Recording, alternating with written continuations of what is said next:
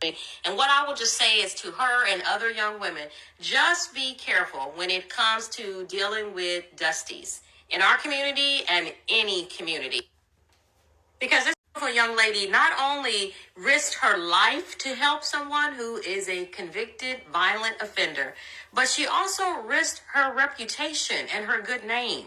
So in the future, just think long and hard about who you're going to help and how you're going to help them. Make sure that helping them does not ultimately end up hurting you. Okay, my mutual Candace has been talking about this story in multiple videos. I'm going to link that one, but you can go back and watch all of hers. They're really great. And what she's talking about is a conversation that I actually have stories of my own I'm going to share in a minute. And they're actually unbelievably embarrassing. I don't talk about them often, but I think sharing them will maybe help someone so they don't end up in a terrible situation.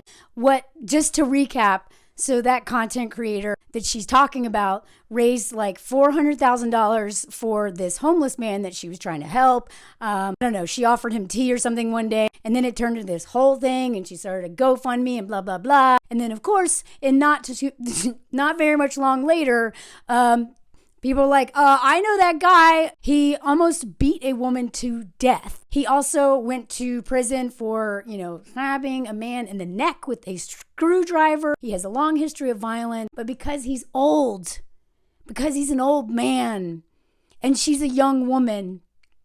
And then there's a whole nother layer to this that is, that Candace goes into in terms of in the Black community, and she speaks on that. So I just want to speak on my experience with the young women helping older men thing, but I know there's another intersection, but that's already been covered by Candace. But as women, oh God, we have been taught to help men especially, at all costs, and we die doing this. Candace also referenced another story of a young woman trying to help a man, and then he literally trafficked her. These men, and serial killers have been doing this for a long time. That is a lot of times how they find their, they'll target any woman, but the women that they end up tricking more are the ones who are helpful.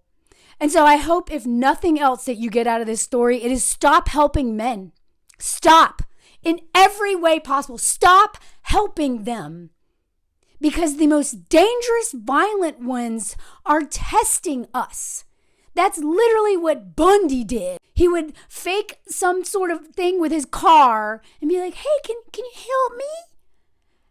And women who are, better at the merch face, or who have maybe just been warned more by their family, or whatever, who didn't trust this man, are like, no, I've got to go somewhere, or, whatever, figured out a way out of that situation. But someone like me, I am a survivor of childhood SA.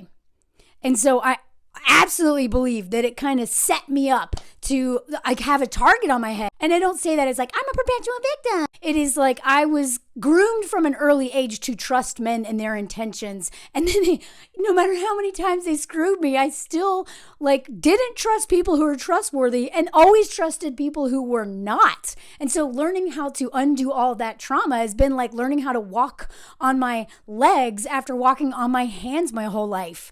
Right? Because they weaponize our empathy. They weaponize this whatever. I don't know, maternalism, whatever you want to call it. They weaponize the way we have been socially conditioned to give them the benefit of the doubt, to feel sorry for them, to help them, to save them. Like Belle.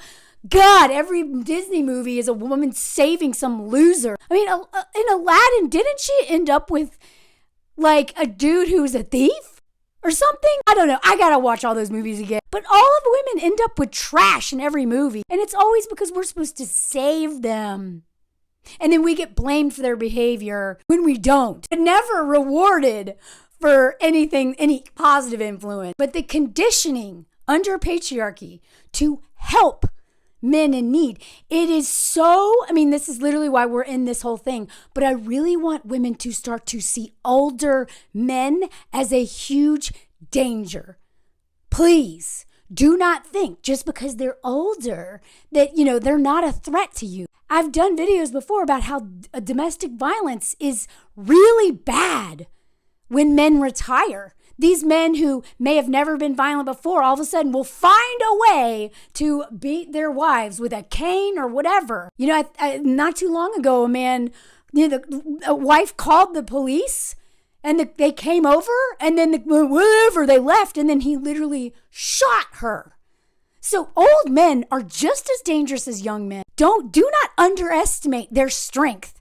And we know they do this all the time. You know what I mean? Bill Cosby and Harvey Weinstein. What did they do right before they went to court?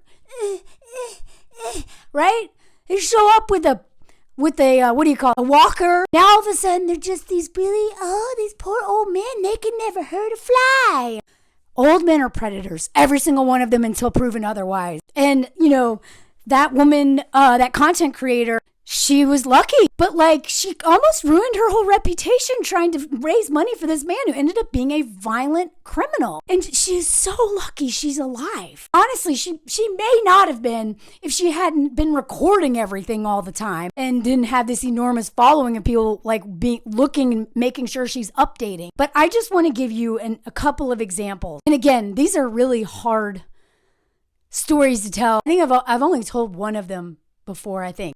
But when I was in Wyoming, I was at this is when I was a ski instructor. Well, actually, I tore my ACL, so I couldn't even do that for most of the winter. It was a terrible winter. Terrible, terrible winter. And I was dating, I don't know, that's the wrong word. I was hanging out with, situation shipping with this dude. Oh my God, look how he's laying right now. You're so weird. And we were at a bar, and even, I don't drink, by the way. All these stories that you hear are all sober stories, which is actually scarier. That I did all this when I was totally with it. Although I was blinded by trauma responses and grooming from an early age, blah, blah, blah. That's almost like being drunk, to be honest. But this older man who was limping came over and started talking to me. Now, he soon learned that I was with this guy, Dallas. I kid you not, that was his name. But he started talking to Dallas, started talking to me, and Dallas invites this man to spend the night at his double wide. Yes, he had a double wide. TV on a milk carton, literal, cliche. And Dallas went to bed, and I was have such a weakness around old men, especially creepy old men. I literally go into freeze respond. And I just remember being oh my God, don't leave me here with this man. But Dallas was I'm going to bed. And I was okay. And I just totally went into I need to take care of this old man who creeps me out that I don't want to be alone with, but I'm afraid to tell him I got to go. This man proposed to me that night. Skit was caressing my hands, doing all this stuff. And I just remember looking at the bedroom door being okay, please come out. Please come out and save me. This was back when I was really kind of always waiting for some man to save me from other men because I couldn't fight those trauma responses at the time. I couldn't. Now I am learning to, show up and be an adult for childhood Melanie who shows up in these predatory situations. But anyway, I ended up giving this man a ride home the next morning. He, whatever, this man was in my car, and no men, I never let men in my car. Except this man was a hitchhiker. He was an old man with a limp, had a motorcycle jacket on, and it was a hitchhiker. And I stayed up all night talking to him, and then I, gave him a ride back, not even home. I don't even know where I took him. He wanted a ride into town. And then about, 4 to 6 weeks later, when I was in Taos, New Mexico as a raft guide, this is hundreds of miles away, 500 miles at least. One day I go to work. I'm sleeping in my truck in the backyard of the restaurant that I'm working at. I work all night at a restaurant. I raft all day as a whitewater raft guide. You don't get paid much. And this man, who his name was Gator, showed up at my workplace. Literally stalked me hundreds of miles. And he was yeah, I remember you saying you're a raft guide in Taos. So I went down to the river, and some guys, I asked if they know Melanie, the raft guide, and they told me that you work here and live here. Men do not ever tell men where women live and work. What is wrong with you? So this stalker shows up at my place of work / home. So a gator, this old man, is literally, it's an empty parking lot. No one's there yet. I live in a trailer. This trailer right here, it was camouflaged on 3 sides. I don't know why that one side it wasn't. This is what I lived in behind the restaurant that I was working at. I was actually not, like, this place was like mouse infested and gross, and I was like too afraid to hang out in there. So I was actually sleeping in my truck at the time, but I eventually cleaned it all out and moved into that. This is what it looked like in the wintertime. No running water. This was after I moved into it. No running water. I had to crap in a bucket that's over here. This was my refrigerator, which was a terrible idea. Everything froze. Dumbest idea ever. New Mexico, northern New Mexico, is freezing in the wintertime. But this was still the summertime, so it wasn't so bad. Anyway, I just had to show you all some proof.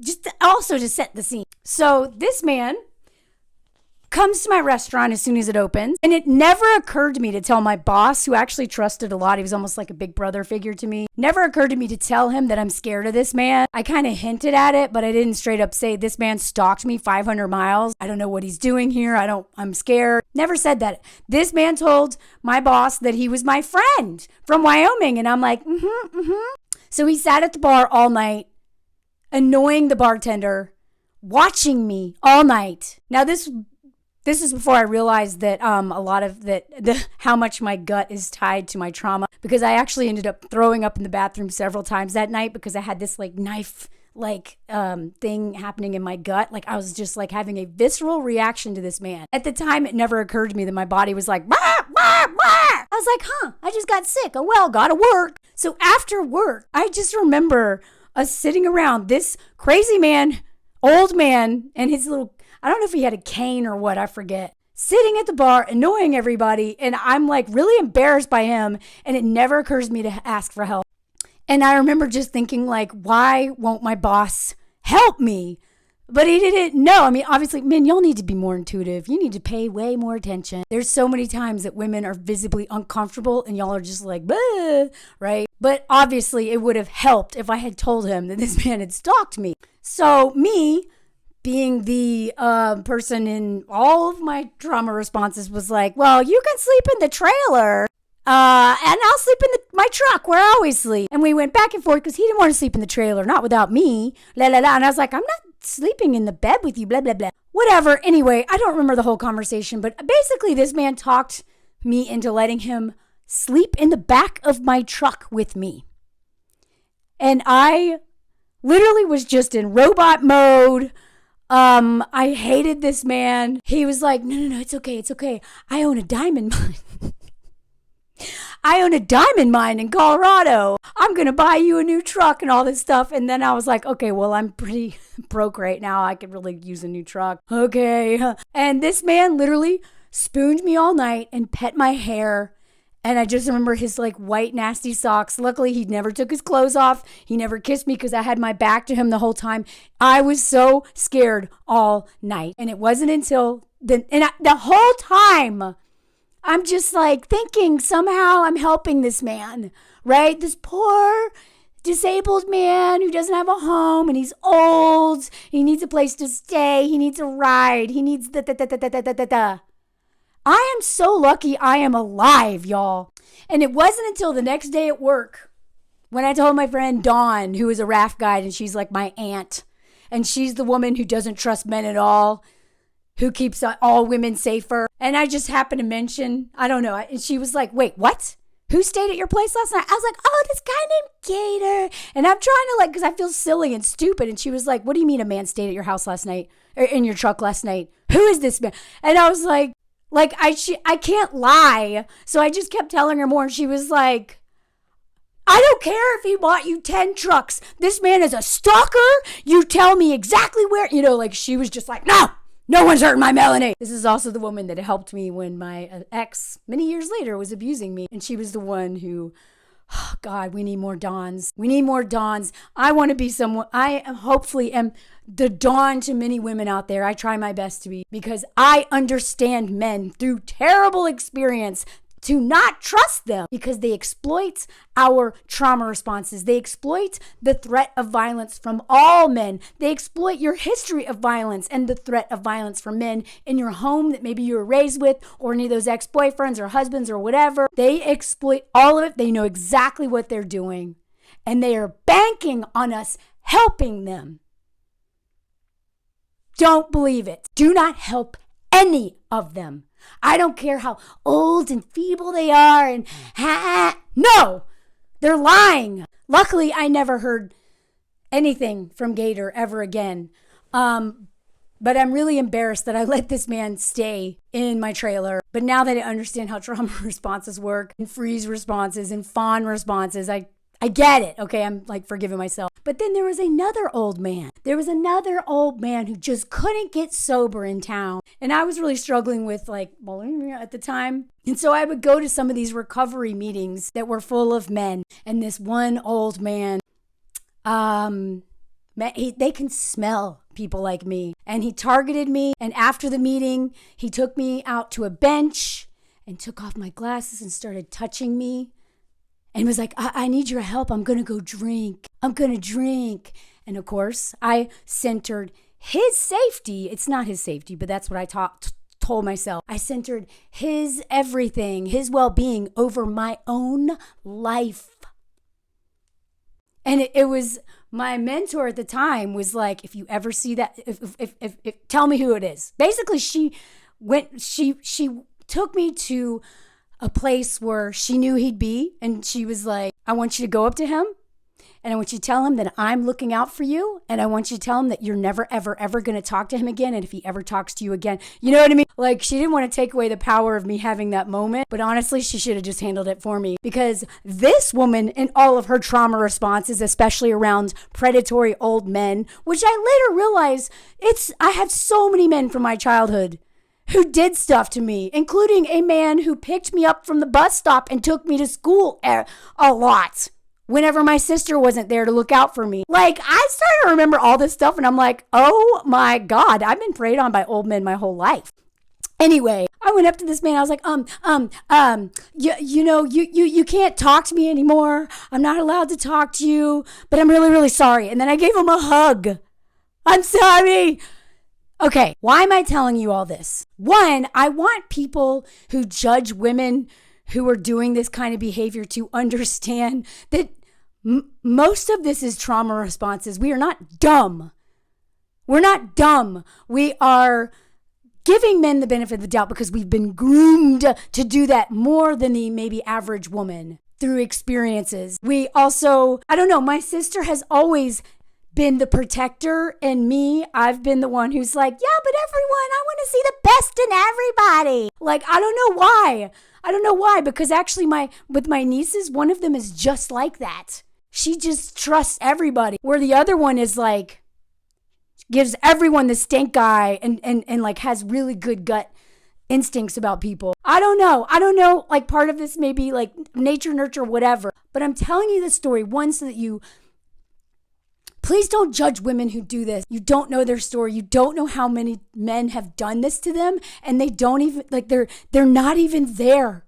They've disassociated. But that doesn't mean that you're helpless. Please get help, and please learn how to regulate your nervous system, and please learn how to parent yourself and protect yourself in those moments. And this takes a lot of work, y'all. I'm also telling you so that those of you who've ever been in situations like this and are so ashamed, I see you. I understand what that's like, and you have to forgive yourself. I'm also telling you this because if you don't listen to anything else that I say, please stop helping men. They don't need your help. They don't need your help. Stop helping them. Like, in every way possible, but especially men you do not know. But even ones you do, because that friend that you go help out, some of these men, some of your friends are actually just waiting for an opportunity. Please do not give any of these forkers the benefit of the doubt ever. Only when a long history of proved, consistent, trustworthy behavior, and still watch them. Because a lot of men are really getting better at tricking women.